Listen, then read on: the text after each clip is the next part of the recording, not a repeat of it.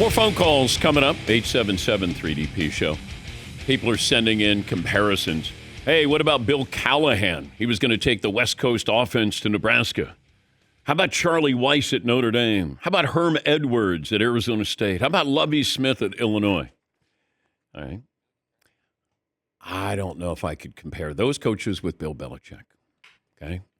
If we're trying to make an argument, that's not where I would go. Yes, Seton? All of those coaches do have one thing in common that Bill Belichick does not.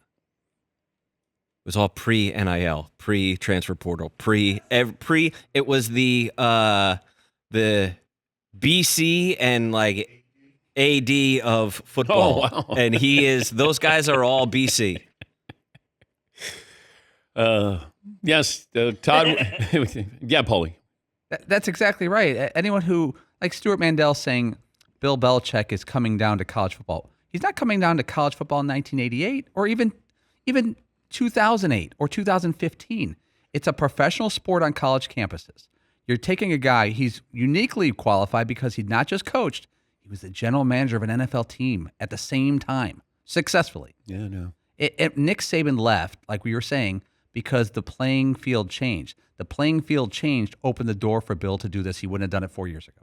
But Bill is doing the same thing they're doing in college. He did that in the NFL. Free agency that's the transfer portal. And the money that's attached to this, that's, your NIL. Domonique Foxworth, the ESPN writer, commentator for Anscape, in-season football podcast, the Domonique Foxworth Show. And that's 3 times a week, also on Get Up, and a contributor to ESPN. Your reaction when you heard that Bill was actually taking the Carolina job was? Yeah, I mean, I think the first thing that it drove home was the NFL didn't really want him.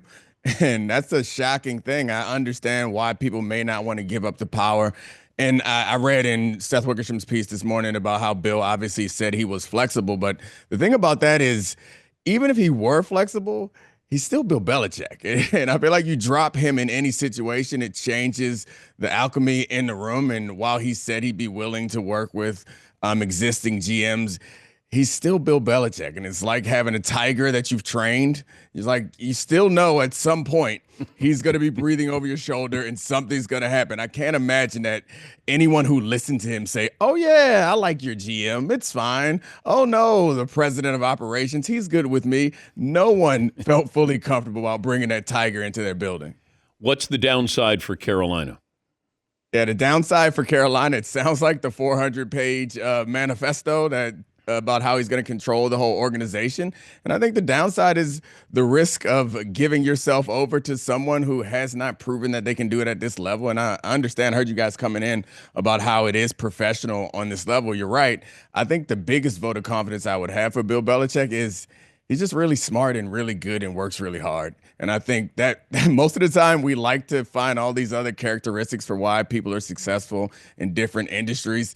And that's normally what it comes down to. Are you smart? Are you willing to work hard? And you are committed to this? I think Bill Belichick is, and he'll figure out all the other stuff. Yeah, Carolina already won. We're talking Carolina football.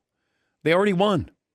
Yeah, I mean, I think you're right. It makes them relevant immediately. It feels a little bit like the Deion Sanders effect in Colorado, where they went from being an irrelevant franchise or irrelevant kind of program to one that top people are going to consider and that we in the general public are going to care about. Week 1, we're going to care what the hell's going on in Carolina in a way that we haven't in a long time.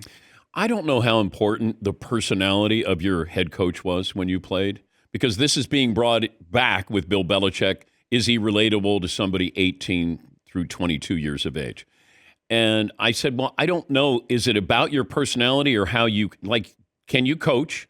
Can you get me ready for the pros? How much money? I mean, these are the questions that these kids are asking nowadays. So back to my original question. How important was the personality of your coach? Yeah, I mean, I think mine was different, but now times are very different. I think the obvious challenges of it are obvious. So I don't think we need to go to that. But I think if you want to look at the positive side of it, it's going to be a self-selecting process. Like, no one is going to be surprised by who Bill Belichick is. So the type of players that want to play for a coach like Bill Belichick, they're going to show up there at Chapel Hill. And the guys who will be put off by Bill Belichick. Like, he's not going to change no matter what we think. And we are imagining him dancing in the back like Brian Kelly, dancing on spinning platforms to recruit coaches. To recruit kids. Hell no. That's not Bill Belichick. That's not who he's ever going to be. And I think that's a good thing because we know who he is. And the players that show up there are going to be players that want to be coached the same way Tom Brady was coached, that want to be treated the way that they're going to be treated. And I imagine he's going to have a separate staff to go out and smooze the kids and figure out money. I don't think Bill Belichick is going to have a situation where players are going to walk into his office after a good game and say, my NIL needs to go up or I'm going elsewhere. Those guys aren't going to go to Chapel Hill. The team that loses tonight between the Rams and Niners, done? Yeah, I think so. I think the Rams are one of the scarier teams. The Niners have kind of, I think they had a good week last week, but I think the window's kind of closed on this particular run. So I think the question is, can the Rams pull off this win? Because we saw what they did last week. They have an offense that's so impressive. And a defense with Jared Verse and some young pass rushers that I think can make big plays that could give a scare to the top two teams, the top three. I guess if you put Green Bay in there, the top four teams in the NFC. I don't see the Rams as a real Super Bowl contender, but they can knock somebody off in the first or second round and really piss off some fan base. Matthew Stafford has had this renaissance. Like, to me, there'd be no reason to want to retire. If I got Sean McVay and I got Cooper and I got Nakua, I kind of like, as long as they have a good offensive line, I kind of like it. L.A., think it's pretty good. Yeah, and Williams in the backfield, I think his body holding up is the big question. His arm is still as incredible as it's ever been. And I think that's a reminder, as much as we want to spend, and I, as like an analyst who played, I want to show all my knowledge by getting deep into how important these schematic adjustments are and how important the D-line is and O-line and coverages and disguise. You got a good-ass coach, and you got a great quarterback. You're never too far away. Like, we remember, after they won the Super Bowl, we were like, they're done. Maybe McVay should go to the media. They find a good player in the draft in Nakua, and they're right back near the top with some adjustments on defense. They could be a competitor in the NFC real soon. The Eagles with the infighting, that you're winning, but then you have A.J. Brown speak up about we kind of have to fix the passing game here. I'm paraphrasing here, but yeah. You covered diva wide receivers. Yeah. We still kind of allow them to be divas. Why? So, all right, I think my first reaction was much like yours, and I've since tried my best to view it from a different perspective because that's not the A.J. Brown I've heard about. You remember when Saquon was signed there, A.J.'s first comments were, we're going to make sure Saquon gets his. And if you watch the games, A.J. Brown is not a typical diva wide receiver. He's blocking the hell out of people. Like, he's a big physical guy. He's playing hard. And fixing the passing game, to me, if I'm giving it the most charitable reading, is A.J. Brown understanding what we all understand, is that Jalen Hurts is the limiting factor on this offense. And they're not going to be able to steamroll everybody through the playoffs. There's going to come a time where they're going to have to outscore somebody. They're going to have to attack down the field. So while I do agree that the wide receiver probably thinks the answer to every problem is throw me the damn ball, I think in this case, he might be right, that the real answer to the problem is their passing game is a little bit rudimentary compared to some of the other teams that they're going to have to match up against. But we've said this about Jalen Hurts. He doesn't feel like he's a finished product when he's in the pocket. He's a good quarterback. He makes plays. I just think if a game comes down to his passing, then Philadelphia is in trouble.